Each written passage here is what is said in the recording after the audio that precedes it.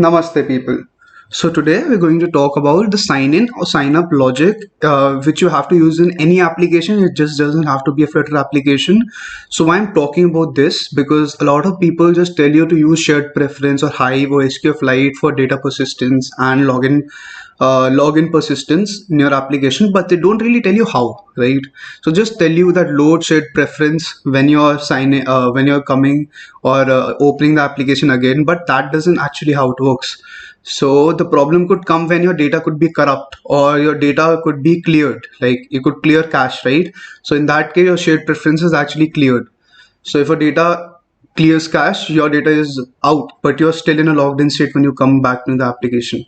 So we'll see how to deal with that, and we'll see that how you actually need to do it in a publishable app.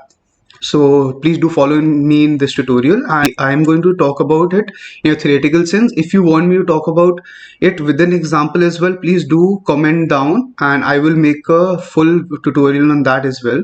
So let's just go and see. I made a diagram. So this is the diagram I'm going to talk about. So first you're going to open the application, as you can see, and after opening the application, the first thing you always see is a splash screen. A splash screen is supposed to last for somewhere around half a second to a couple seconds, and in the init state of that splash screen is where all the magic happens.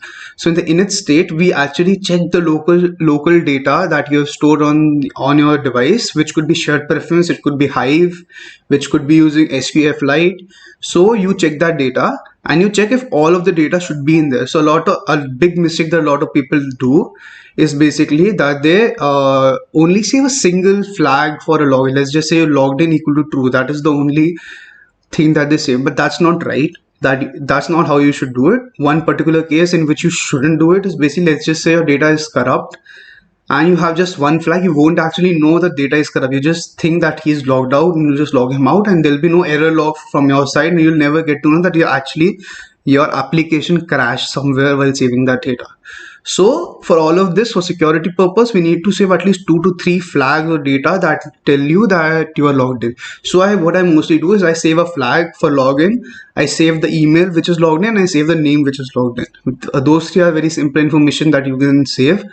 So when I log in, I check if all of those three or as many fields that you want are there or not, right here. So there are two ways. So either it could be that all of the information are there correctly, and then you route him to the home page, and that is the best part. And if partial information is there, basically let's just say partial information, like my name is not there but other two are there, that could lead to us thinking that it could be kind of a error from our part while saving the information. So there's a error in our code, or the data could be corrupt for some reason, it could be hacked, or the person could have cleared the cache. In that case, we have to remove all of the data from the preference, change the state to log out or logged out, and force them to go to the sign up and login page. We could show them a banner or an alert that there was some problem in your login session. It was logged in, but now due to the session, we have forcibly logged you out, and you can just sign in or log in again.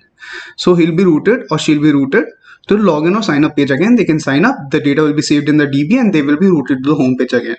And in this, what advantage to us is basically we get to know that there was some problem. We can send a report to ourselves or an email to ourselves in this case, that this was a problem and this was the error log that was showing, and we can debug that. If there's some problem in our code, we can debug that for the next version. If there's some security breach, we also get to know about that as well.